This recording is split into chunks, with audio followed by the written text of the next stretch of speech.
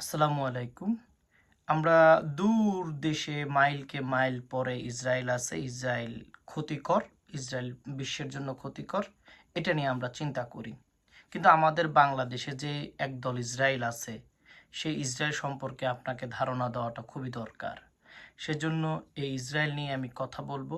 পুরো ভিডিওটা দেখার পর আমাকে আপনারা মতামত দিবেন। আমি কি সত্যি বলছি না মিথ্যা? আমরা একটু পিছনে যাই। যখন জার্মান একটা মারামারি হয়, হিটলার যে মারামারি করে, সেই মারামারির ভিতরে তার উদ্দেশ্য ছিল ইহুদিদেরকে মারা। এরকম একটা মানে সংলাপ আমরা শুনতে পাই। আমি সকল ইহুদিদেরকে কেন মারি নাই সেটা তোমরা পরবর্তীতে বুঝতে পারবা। হিটলারের এমন একটা ডায়লগ আছে বা এমন একটা কথা আমরা শুনতে পাই। তো তখনকার সময় ওরা বলতো যে ইহুদি তো অনেক খারাপ, ইহুদিদেরকে মারার জন্য তারা সব কিছু করছে। তো তো ইহুদি জার্মান থেকে যাওয়া, ইতালিতে যাওয়া সহজ, ফ্রান্সে যাওয়া সহজ, ব্রিটেনে আসা সহজ, ইউক্রেনে আসা সহজ, ইউকেতে তারপর ইউএস যাওয়াও সহজ ছিল। তারা ওইখানে না যাইয়া তারা চলে গেছে কোথায়? ফিলিস্তিনের পাশে। ওকে, গেল। এই ফিলিস্তিনি কি করলো? তাদেরকে আশ্রয় দিল।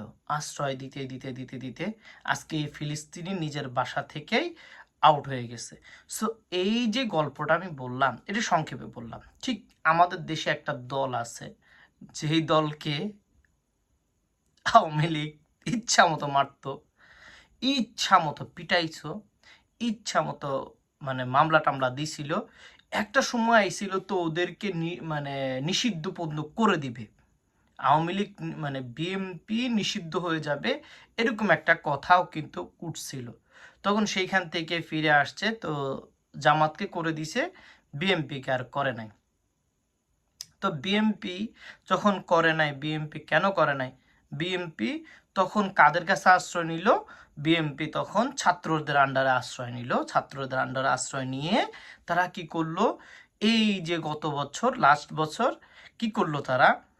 পুরো দলটাকে এমন সুন্দর করে গোছল করলো, গোছল করে পুরোটা বাংলাদেশের ছাত্র দল দিয়ে তারা কি করলো? ক্ষমতায় আসার একটা পায়চারা শুরু করলো। যখন আওয়ামী লীগ যুদ্ধ হইল, ওই যে ইয়া মানে স্বৈরাচার সরকার বলো বা হিটলার বলো, হিটলার বাংলাদেশ থেকে চলে গেল।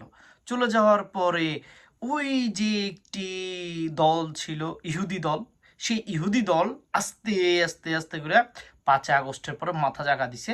এখন এ আমাদেরকে এটা করছে, ও আমাদেরকে ওটা করছে, এটা করছে, সেটা করছে, করতে করতে এই হলো ইহুদিদের এখন এখন এমন একটা প্রভাব বাংলাদেশে, পুরা ইহুদির প্রভাব।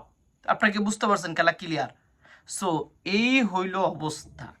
আমরা হাজার হাজার মাইল দূরে ইহুদিদেরকে, ইসরায়েলদেরকে শত্রু বলতেছি। আমার ঘরের ভিতরে পুরো সম্পূর্ণ দেখেন না ইহুদি স্টাইল না, এটা পুরো ইহুদি স্টাইল না। আজকে বিএমপির কারণে মানুষ কথা বলতে পারে না। আজকে বিএমপির কারণে মানুষ কথা বলা যাবে না, বিচার দেওয়া যাবে না, সাদা পাথর রাখা যাবে না, কিছুই রাখা যাবে না। সব তারা লুটপাট করবে। 20,000 কোটি টাকার পাথর তারা বিক্রি করে লাইছে। এই হলো ইহুদিদের অবস্থা। এই হলো আমাদের দেশের ইহুদিদের অবস্থা। উন্নতি করতে দিবে না, এই নীতি মানে না, ওই নীতি মানে না। তারা যেটা বলে তারাই। যেমন ইসরায়েল যা বলে তাই। ওর কাছে নিউক্লিয়ার আছে, ওর কাছে নিউক্লিয়ার আছে, ওর কাছে নিউক্লিয়ার আছে, ওর কাছে নিউক্লিয়ার আছে। সবার নিউক্লিয়ার থাকা যাবে না, শুধু আমার থাকতে হবে। বিএনপির অবস্থা এরকম। ওর কোনো নিবন্ধন নাই, ওর কোন রাজনৈতিক দল নাই, ওর কোনো এটা নাই, ওর ওইটা নাই, ওর ওইটা নাই, ওর সেটা নাই। এটা নিয়ে তারা আলোচনা করে। ঠিক আছে? এই যে ইহুদিদের অবস্থানটা আপনারা কি বুঝতে পারছেন? তাদের লোকেরা মানুষ খুন করে, তাও ভালো। তাদের লোকেরা অসভ্য কথা বলে, তাও ভালো। সব ভালো। পুরা ইহুদি স্টাইলে এই একটা দল বাংলাদেশের ভিতরে আছে। সেটা দলের নাম কি? ইহুদি বিএমপি। নাম কি? ইহুদি বিএমপি। মনে রাখেন। আসসালামু আলাইকুম।